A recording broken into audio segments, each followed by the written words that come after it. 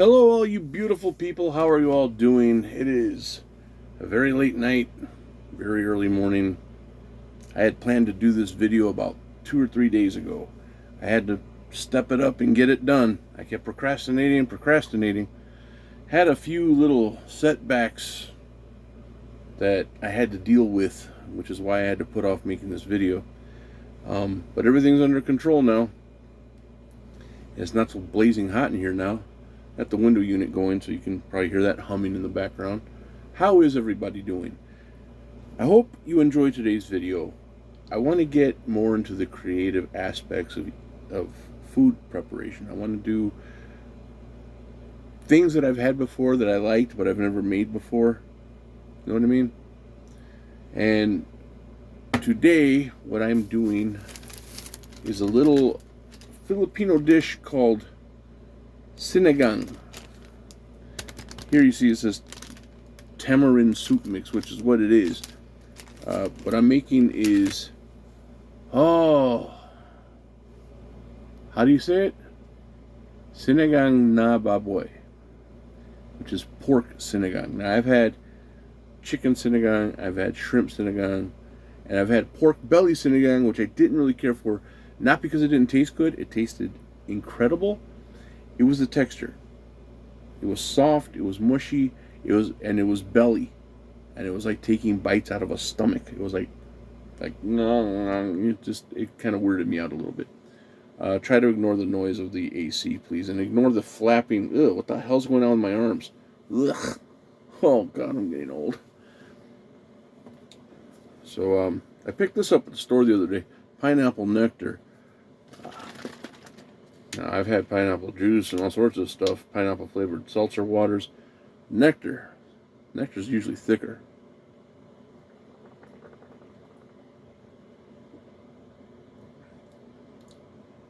No, that's not too thick, but it's really good.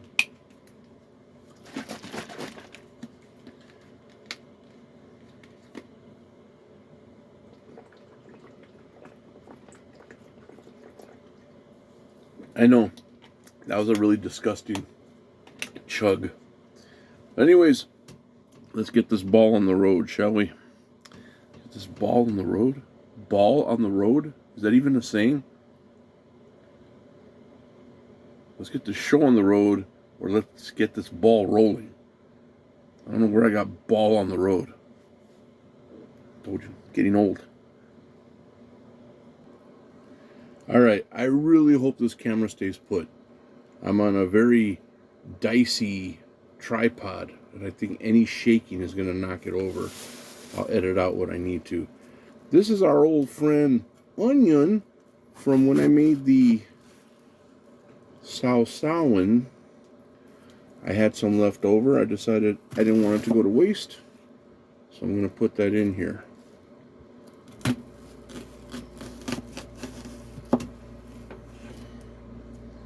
I think I should cut the pork first, but you know what? No. This has some weird stuff going on here. So I'm going to take out this outer layer, and I'm going to chop these pretty thick.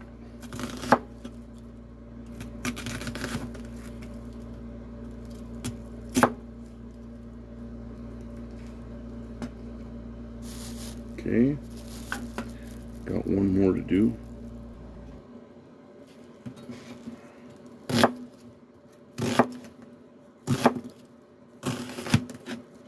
I didn't get any specific way to cut these, so I'm just going with a really thick cut.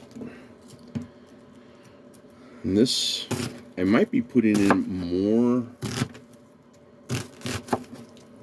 vegetables than this can really handle, because it only calls for 2 liters of water, so I might be putting too much.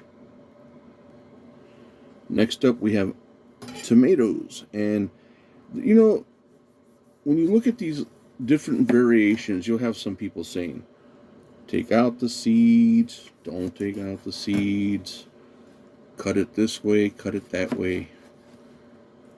It's basically just, I think as long as you get the ingredients in You shouldn't worry too much about what way, you know, what you cut, what you don't cut. I mean, like, I say this because I found myself getting obsessed with what's the best way to do this. I wanted it to come out as close to the ones that I've had, but at the same time, it's like, why? This is a pretty thick one, so I'm going to do a little diagonal thing here. Or maybe that was a mistake. Maybe I shouldn't have done that. I don't know. I mean, I know it's not going to come out exactly like the stuff I had. I mean, as long as it tastes good, that's really all I care about. I cut the ends off just to get, you know, like the vine parts off of there. But other than that, that's all I really did. Now I'm going to set these to the side because now I'm going to chop up some pork.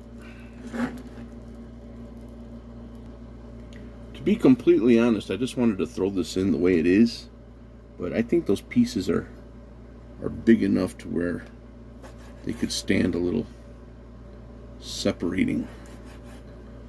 That's just my opinion. Am I right or am I wrong? I don't know. I mean, it's still going to be the same amount of pork. I just think this way, you know, spread it around a little bit more. It's a small piece. Yeah, see, these long pieces are the ones I'm talking about. Separate that stuff a little bit. So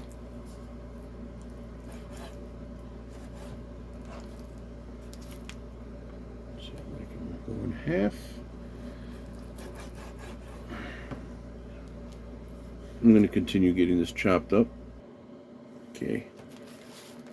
So there it is. I got the bigger pieces cut up, cut in half, sometimes thirds, depending on how big the piece was. I'm going to put that in my pot.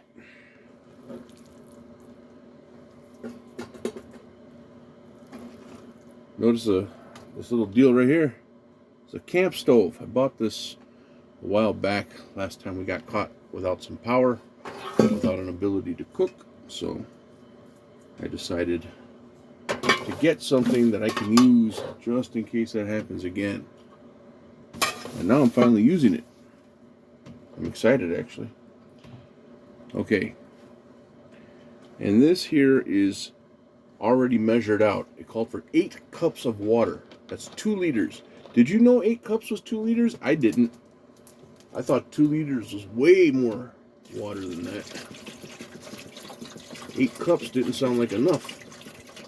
And then, lo and behold, I was at a store and I checked out a measuring cup, one of those big ones, and it was a huge one, and it had an 8-cup measurement on it, and I looked on the other side of it, and lo and behold, 2 liters. I'm lying. It was 4 cups, and it was 1 liter, so yeah. Okay, now I already filled this up. We have ignition. Sweet. So I got to get this water heated up, and then I can start adding my other stuff to it. Now I'm going to add my onions and my tomatoes.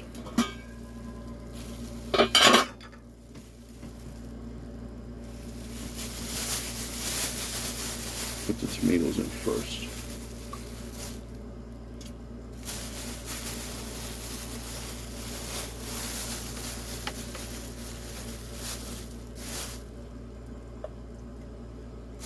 I would move the camera so you can see me putting the stuff in, but I'm afraid it'll fall over if I try doing that.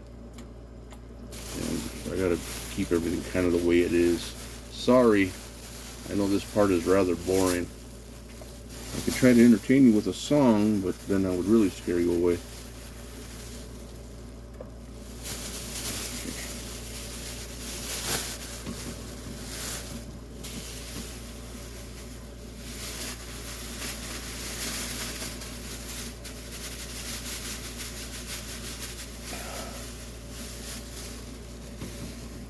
That's a pretty good amount of onions right there. Just hold a little bit back.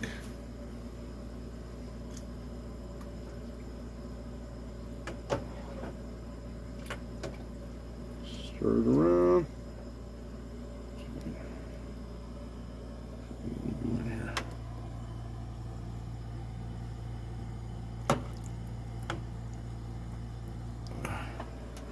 Yeah, I tried.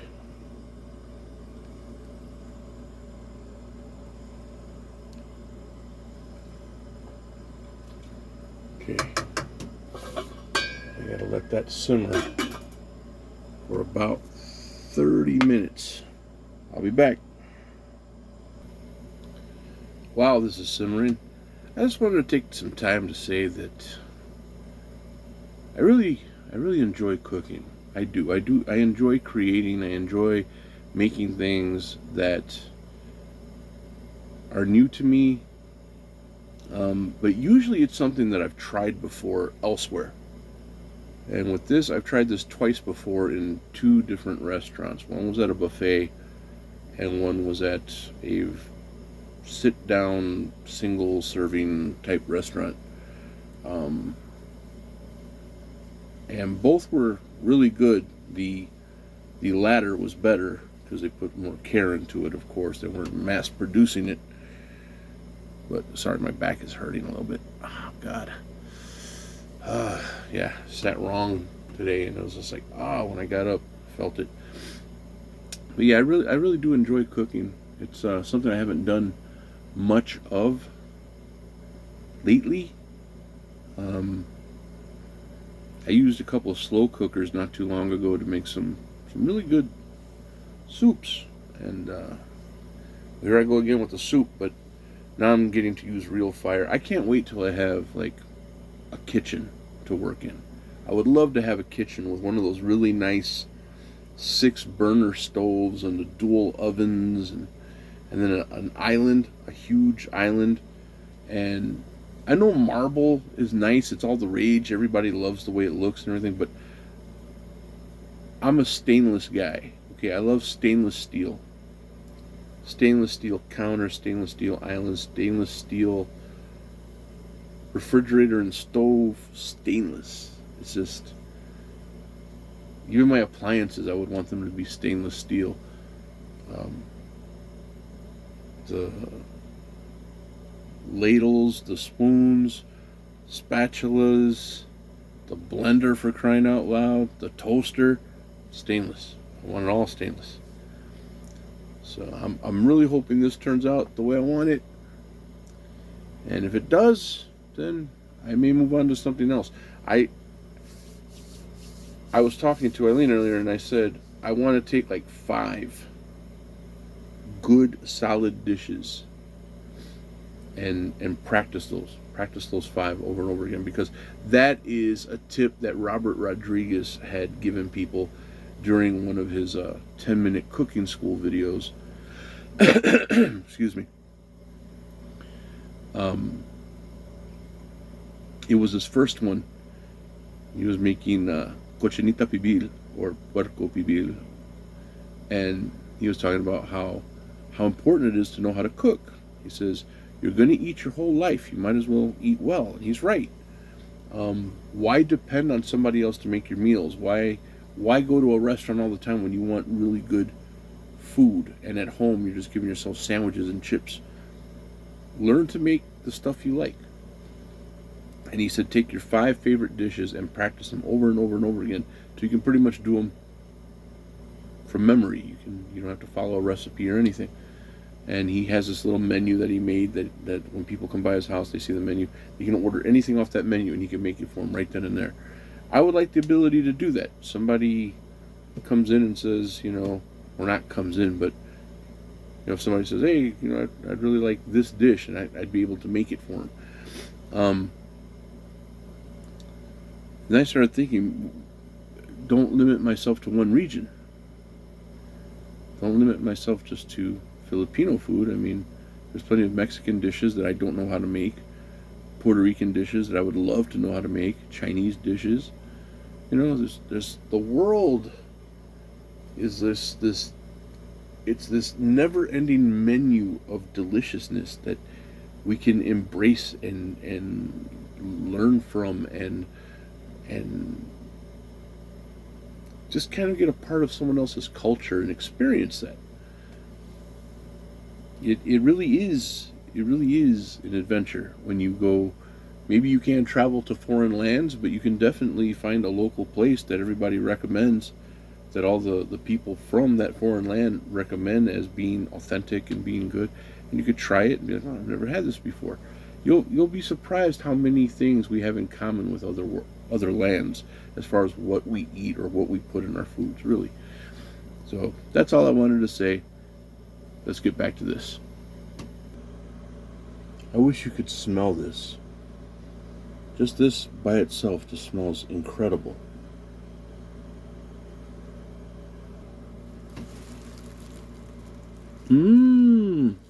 Onion. So crunchy.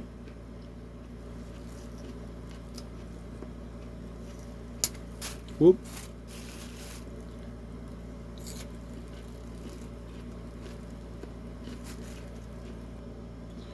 Now, as far as sinigang goes, I know they have shrimp, pork, chicken, beef. Hell, there's probably a vegetarian version of this somewhere. But this is the absolute star of the show. If it doesn't have this, it don't mean a thing if it ain't got that swing. You know what I'm saying? There's different kinds of soup mix, different brands. But I went with this one. More. And guess what I forgot to buy? That's right, a pot holder. So, here it goes.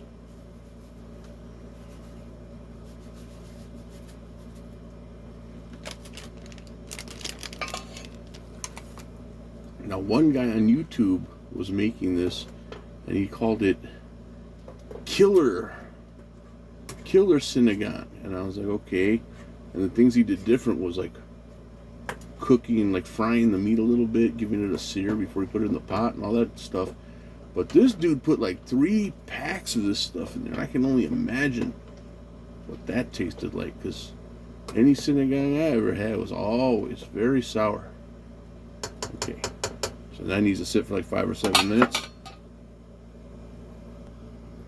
Okay, next up, seasoning. This video is already way too long, so I'm probably gonna have to do a part 2. But anyways,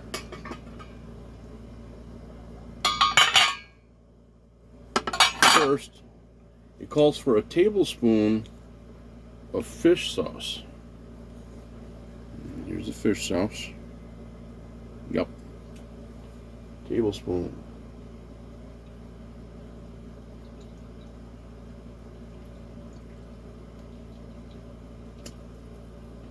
You know what, let's put a little bit more. Let's be dangerous. And it said salt and pepper, but the thing is, it didn't tell me how much salt and pepper, so I guess it's to taste. I'm just going to put like a half a tablespoon of pepper, not too much, and maybe about the same amount of salt. It also called for sugar, but I'm not putting sugar in this.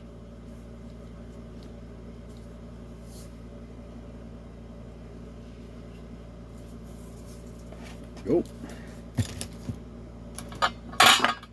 And after we put that in and give it a little mix, we add string beans. They're supposed to be long beans. But the fact of the matter is, I can't find long beans anywhere here. They have them out in the Philippines all over the place, but here, no. So I got string beans, and I'm just going to cut them in half, because The long beans, which are literally long, you have to cut them into threes, I think they said.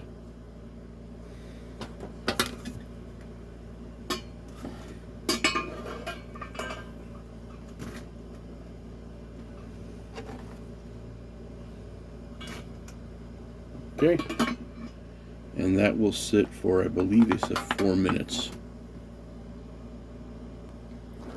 And while we're waiting for that 4 minutes to pass, let's go ahead and get down on our eggplant, because that's the next thing to go in.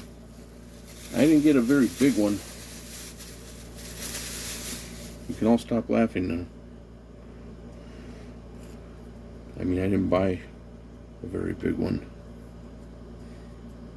It's not the length, it's the width. I'm horrible. They say cut it diagonally, so that's what we're gonna do.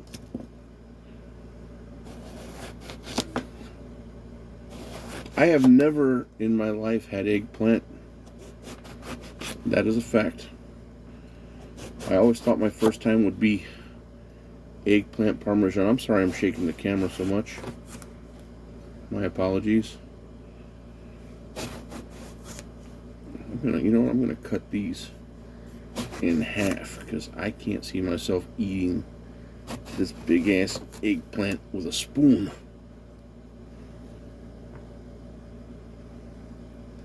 As long as it's in there, right? That's what matters. Cut it into fours. Why not? Let's live a little, people.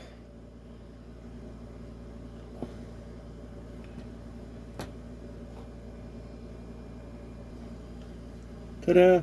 So now I have to add the eggplant. Whoa! Danger, Will Robinson. Ah, man, I really need a pot holder for this. Okay. There. We're good, we're good. Everything's good. Alright, let me add these in. Hope they don't drop anything.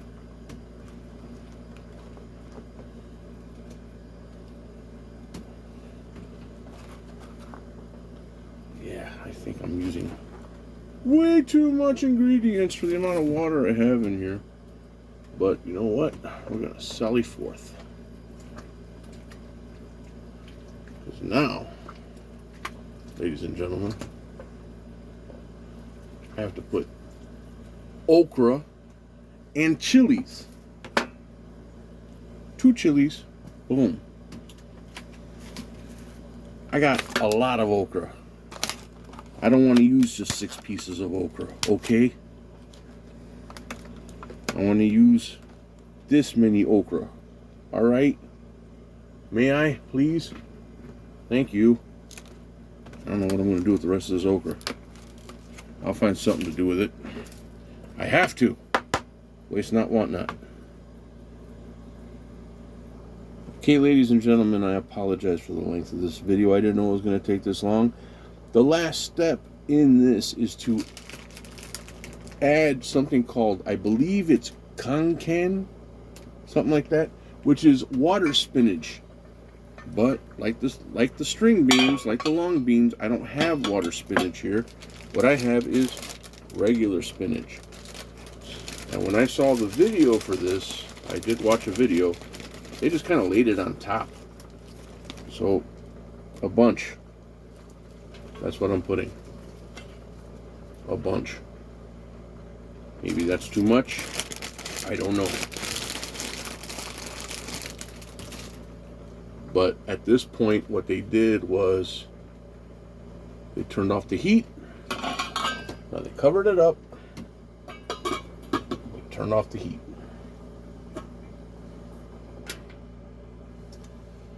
And that's where the video ended. Never said how long to keep it in there. Nothing. So, yes. Come back for part 2 when I unveil this creation, sample it, and see how we did. Till then, stay fed, stay blessed. All the things I usually say at the end of the video, but this is not the end. Come back, please. Part 2.